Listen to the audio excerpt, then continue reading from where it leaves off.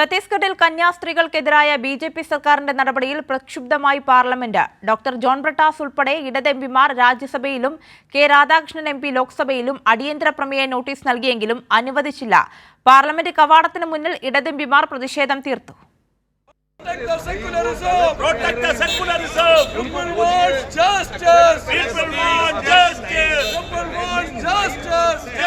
ഛത്തീസ്ഗഡിൽ കന്യാസ്ത്രീമാരെ അറസ്റ്റ് ചെയ്ത് ജയിലിലടച്ച ബിജെപി സർക്കാരിന്റെ നടപടിയിൽ പാർലമെന്റിനകത്തും പുറത്തും വലിയ പ്രതിഷേധമാണ് തീർത്തത്. പാർലമെന്റ് കവാടത്തിന് മുന്നിൽ ബിജെപി സർക്കാരിന്റെ ഫാസിസ്റ്റ് നടപടികൾക്കെതിരെ മുദ്രാവാക്യം വിളികളുമായി ഇടത് എംപിമാരായ K Radhakrishnan, doctor John Brittas, doctor V Sivadasan, A Rahim, P Santhosh Kumar എന്നിവർ പ്രതിഷേധിച്ചു. രാജ്യസഭയിൽ ഇടത് എംപിമാർ ചട്ടം 267 പ്രകാരം സഭ നിർത്തിവെച്ച് ചർച്ചയിടണമെന്നാവശ്യപ്പെട്ട് അടിയന്തര പ്രമേയ നോട്ടീസ് നൽകിയിരുന്നു.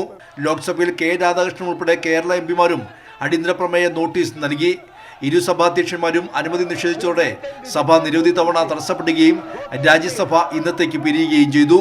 ഉത്തരേന്ത്യയിൽ ക്രൈസ്തവർക്ക് നേരെ നടക്കുന്ന സംഭവം ഒറ്റപ്പെട്ടതല്ലെന്ന് ഡോക്ടർ ജോൺ ബ്രിട്ടാസ് എംപി. ഒരു രാജ്യത്തിൻ്റെ ഭരണഘടന അനുശാസിക്കുന്ന അവകാശങ്ങളൊക്കെ ആ കന്യാസ്ത്രീകൾക്കില്ലേ? അപ്പോൾ അതുകൊണ്ട് അടിയന്തരമായ നടപടി വേണം. BJP നേതൃത്വം കൃത്യമായൊരു നിലപാട് പറയണം.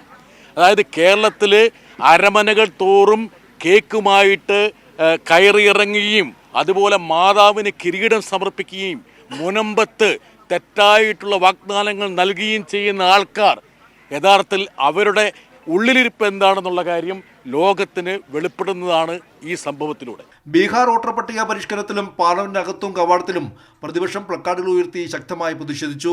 വിഷയം പാർലമെന്റിൽ ചർച്ച ചെയ്യാനാവില്ലെന്ന നിലപാടാണ് കേന്ദ്രം സ്വീകരിച്ചത്. കന്യാസ്ത്രീകളുടെ അറസ്റ്റ് നടപടി വരും ദിവസങ്ങളിലും പാർലമെന്റിൽ ശക്തമായി ഉന്നയിക്കാനാണ് പ്രതിപക്ഷ തീരുമാനം. കൈരളി ന്യൂസ്, ദില്ലി.